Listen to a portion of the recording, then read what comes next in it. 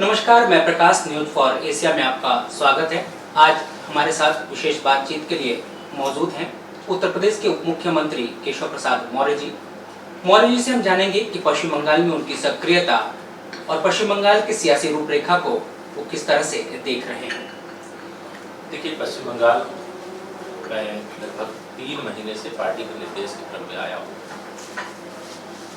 और यह कहने में मुझे कोई संकोच नहीं है कि 2017 से पहले उत्तर प्रदेश में भारतीय जनता पार्टी की स्थिति विधानसभा की दृष्टि से इतनी कमजोर थी कि हम 40 विधायक थे और उत्तर प्रदेश की जनता ने भारतीय जनता पार्टी का साथ दिया और 40 से हम 325 विधायक हुए और आज प्रचंड बहुमत की हमारी जो सरकार सफलतापूर्वक चल रही है, विकास के नए नए मानदंड स्थापित करने का काम कर रही है। जो स्थिति 2017 में उत्तर प्रदेश भारतीय जनता पार्टी की थी, उससे अच्छी स्थिति पश्चिम बंगाल में 2021 के विधानसभा चुनाव में मुझे दिखाई दे रही है। इसलिए अब की बार 200 पार का जो नारा है, यह निश्चित तौर से मुझे सफल होता दिखाई दे रहा है, क्योंकि यह चुनाव तो बीजेपी नहीं लड़ रही है, पश्चिम बंगाल की आम जनता ने इस चुनाव को अपने हाथ में ले लिया है। मोदी जी के प्रति जबरदस्त विश्वास और भरोसे का यह जो संदेश है, आज भी मैं कई क्षेत्रों में गया हूँ और चारों तरफ मोदी लहर कहें, भाजपा लहर कहें, आंधी तूफान कहें, और सब स्पष्ट तौर से दिखाई दे रहा है। इसलिए भाजपा की सरकार पश्चिम बंगाल में इतिहास में पहली बार प्रचंड बहुमत के साथ बनने जा रही है। तो सर, आपको क्या लगता है कि पश्चिम बंगाल में जो ममता बनर्जी की जो सरकार है, उसे आप जब लोगों से रूबरू हो रहे हैं तो कैसी चीजें सामने आ रही है, लोगों का एक रिएक्शन कैसा मिल रहा है आपको? देखिए, गुंडागर्दी और अराजकता इस स्तर पर है कि 10 वर्षों से, जब से वामपंथियों का शासन यहाँ समाप्त हुआ और टीएमसी का शासन आया, तो जो स्वप्न दिखा करके वामपंथियों के खिलाफ जनादेश प्राप्त किया था ममता बनर्जी जी ने, उस स्वप्न को साकार करने की जगह उन स्वप्नों को चकनाचूर कर दिया गया और आम जनता टीएमसी की सरकार से, टीएमसी के गुंडों से, टीएमसी के नेताओं से, टीएमसी के विधायक और सांसदों से त्रस्त है और वह इससे मुक्ति चाहती। जैसे स्वतंत्रता संग्राम के लिए लोग लड़ाई लड़ रहे थे, मैं ऐसा मानता हूं कि पश्चिम बंगाल के लोग इस समय टीएमसी से मुक्ति पाने की लड़ाई लड़ रहे हैं।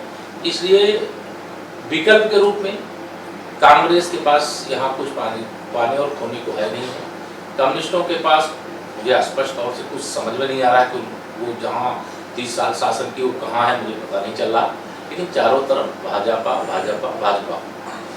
तो तृणमूल सर कहीं ना कहीं भाजपा को मुस्लिम विरोधी पार्टी के रूप में प्रसारित कर रही है, तो ऐसा क्या लगता है कि उनका जो देखिए, भारतीय जनता पार्टी जो नारा है, सबका साथ, सबका विकास, सबका विश्वास, और टीएमसी का नारा है घुसपैठियों का साथ, नतीजे का विकास।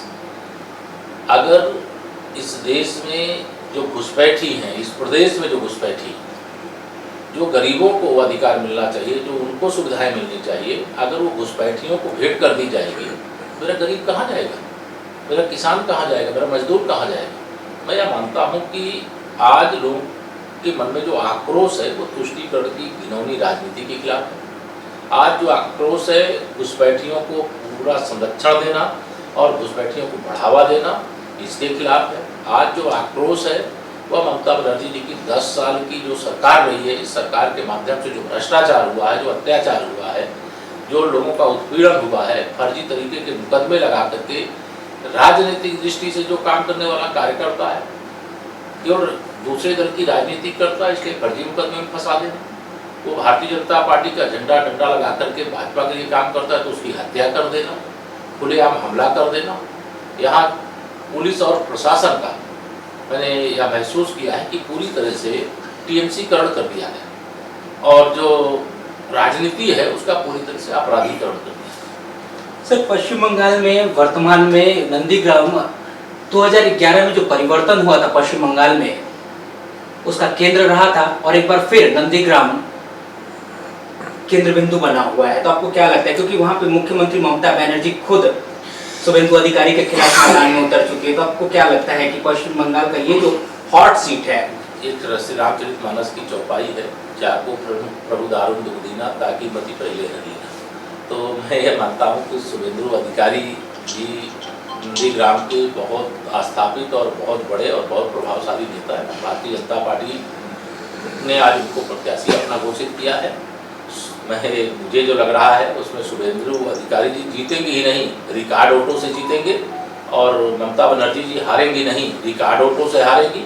वो अपनी पुरानी विधानसभा सीट छोड़ करके उन्होंने सोचा था कि वहाँ सब कुछ हरा भरा है, चल करके वहाँ फिर हम लोगों को भ्रमित करके और अपने पक्ष में मतदान करवा लेंगे, लेकिन न तो वहाँ बूथों पर कब्जा होने पाएगा, न वहाँ हिंसा होने पाएगी, न गुंडागर्दी। पश्चिम बंगाल में भी मुझे चुनाव आयोग पर भरोसा है कि इस बार 8 चरणों में चुनाव हो रहे हैं, न तो किसी को टीएमसी के गुंडे वोट डालने से रोक पाएंगे और न किसी को बूथ पर वह कब्जा करने पाएंगे। चुनाव निष्पक्ष हो, यह भारतीय जनता पार्टी की स्पष्ट मंशा है, और टीएमसी हिंसा से मुक्त चुनाव नहीं चाहती है, इसीलिए घबराई हुई है। जय श्री राम के नारे से उनको बौखलाहट होती है।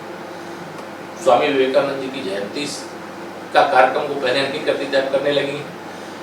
नेताजी सुभाष चंद्र बोस जी की जन्म जयंती पर देश के प्रधानमंत्री हैं, वहाँ कोई जय श्री राम भीड़ में से लगा दे रहा, उसको पर रिएक्शन करके वो घुसपैठियों को संदेश देना चाहती हैं। ऐसे अनेक कारण हैं। यहाँ पश्चिम बंगाल में माँ की पूजा होती है, प्रतिमा विसर्जन रोक करके मुहर्रम के जुलूस निकालने के आदेश दिया जाता है। ये सब चीज़ें लोगों के मन के अंदर बैठ गई हैं, और जहाँ टीएमसी का झंडा लगा है, जहाँ ममता बनर्जी जी की फोटो लगी है, उस घर में, उस परिवार में भी भाजपा का वोट है, और चुपचाप कमल छाप। तो सर एक सवाल और बनता है, क्योंकि त्रिकोणीय मुकाबले के कयास लगाए जा रहे हैं पश्चिम बंगाल में कि कांग्रेस, माकपा और इंडियन सेकुलर फ्रंट यानी कि फुरफुरा शरीफ के पीरजादे अब्बास सिद्दीकी काफी प्रभावी माने जाते हैं। तो आपको क्या लगता है कि इनका कोई इम्पैक्ट इस चुनाव में कुछ? इसके डिस्कस में इतना ही कह सकता हूँ कि पश्चिम बंगाल को मैंने कहा यूपी से भी तेज लहर 2017 में जो हमने देखा था यूपी में, उससे अच्छी लहर हम 2021 में पश्चिम बंगाल में देख रहे हैं। इसलिए मैं कहा करता हूँ कि 100 में 60% हमारा है, यानी बीजेपी का है, 40% में बंटवारा है, और बंटवारे में भी हमारा। तो देखा आपने, केशव जी ने काफी बारीकी भरी जमीनी हकीकत को ही नहीं बयां किया, बल्कि भाजपा की सरकार पश्चिम बंगाल में बनने जा रही है, इसको लेकर भी उन्होंने आश्वस्त किया। खैर, ये तो वक्त ही बताएगा कि किसकी सरकार पश्चिम बंगाल में बनने जा रही है। नमस्कार। तो भाई दे दी गई।